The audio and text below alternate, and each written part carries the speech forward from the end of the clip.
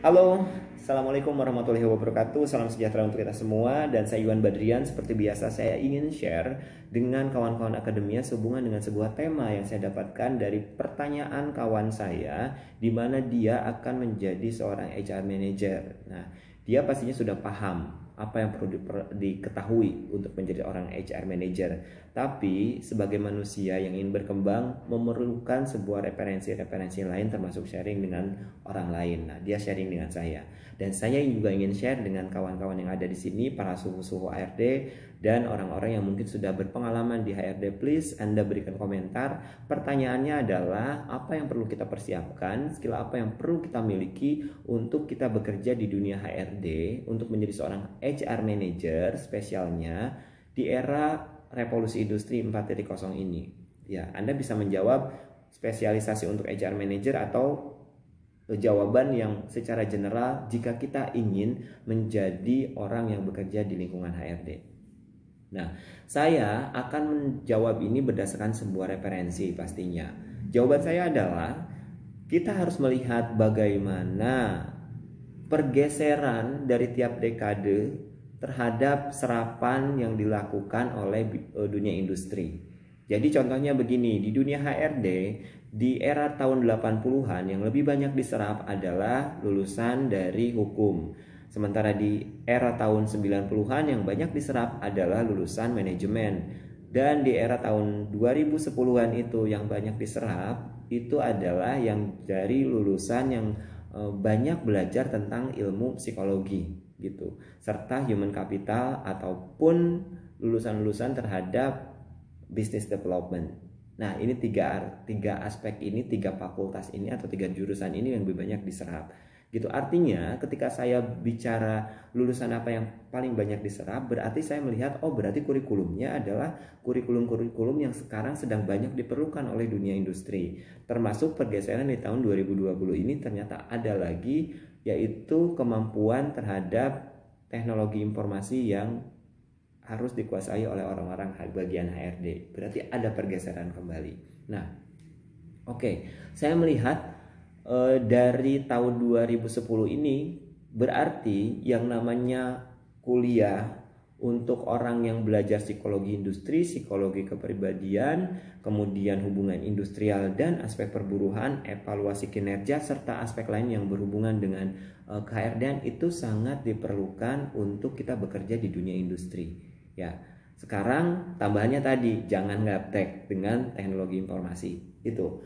Nah, kemudian ketika kita sudah memahami hal tersebut, berarti buat kita yang akan terjun di dunia organisasi khususnya HRD, saran saya adalah Anda harus belajar bagaimana menjadi seorang generalis menuju spesialis. Generalis ini berarti kita harus belajar dari hulu ke hilir, dari mulai proses rekrutmen sampai dengan proses retirement ataupun pensiun. Proses yang sangat panjang pastinya ya untuk Anda belajar dari hulu ke hilir tersebut. Tapi ini yang saya lakukan ketika saya dulu menjadi seorang HRD sampai akhirnya saya menemukan sebuah passion, spesialisasi tadi terjun dalam bidang rekrutmen dan human resource management khususnya di bagian training development. Jadi dua aspek ini yang menjadi spesialisasi saya ketika saya sudah belajar generalisasi. Nah, Anda bisa menentukan ketika Anda sudah belajar generalisasi ini, Anda mau belajar untuk jadi spesialisasi di bidang apa.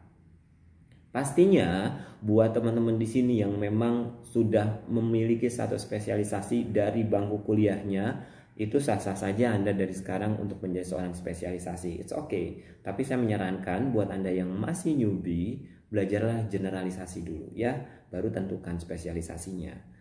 Oke, kemudian setelah tadi saya merubah mindset dari pergeseran tadi ya, berarti mindsetnya sudah harus dirubah. Tadinya saya hanya belajar ilmu psikologi misalnya, sekarang sudah harus ditambahkan lagi dengan ilmu teknologi dan informasi yang sekarang sedang in khususnya di dunia KRD-an. Nah, ketika sudah merubah mindset, yang tadinya misalnya saya mau belajar spesialisasi, akhirnya saya coba merubah mindsetnya dari generalisasi dulu baru menuju spesialisasi. Terus tambahannya apa kira-kira? Tambahannya adalah kawan-kawan semua, kita harus belajar tentang bagaimana skill yang diperlukan di masa yang akan datang.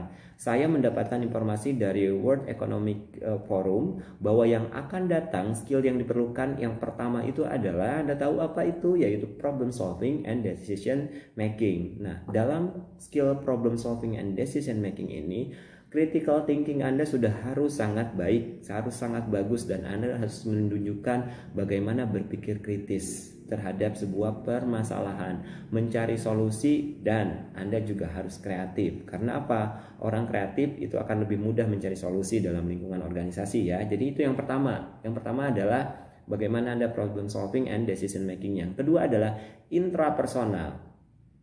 Bicara tentang intrapersonal, saya selalu memberikan clue terhadap teman saya ketika saya memberikan training ataupun sharing. Intra itu berarti akhirannya A. A-nya itu adalah aku. Aku itu berarti Anda harus mengetahui bagaimana diri Anda. Id, ego, super ego kalau dalam psikologinya ya. Anda sudah harus mengetahui itu dulu. Bagaimana diri Anda sehingga nanti Anda bisa bersikap seperti apa untuk menjalankan aspek yang ketiga atau indikator yang ketiga, yaitu interpersonal gitu. Bagaimana kemampuan Anda untuk bisa menjalin relationship yang baik dengan orang lain. Di sini berarti ada kemampuan leadership, komunikasi, dan hal-hal yang lain berhubungan dengan orang lain. Nah, kalau intrapersonal tadi ya, saya lupa mengatakan, berarti Anda juga sudah harus mengetahui dan memanage bagaimana kemampuan Anda dalam pengelolaan emosi. Oke, jadi ada 3 faktor yang harus Anda kuasai sambil berjalan antara generalis menuju spesialis ataupun memang Anda sudah spesialis. Tolong dibangun kembali 3 faktor ini. Yang pertama adalah problem solving and decision making, di dalamnya adalah critical thinking, ada creativity. Yang keduanya adalah intrapersonal, bagaimana Anda mengetahui diri Anda, SWOT manajemen diri Anda seperti apa, kelemahan, kekurangan, opportunity and threat Anda seperti apa. Kemudian yang ketiganya adalah interpersonal, bagaimana kemampuan Anda untuk bisa beradaptasi dengan orang lain dan membangun relationship yang baik, mingle dengan orang lain, itu bagian daripada interpersonal. Oke, buat Anda kembali, kalaupun memang Anda punya pengalaman lebih atau punya pengalaman yang lain, silahkan tulis di kolom komentar untuk bahan pembelajaran saya.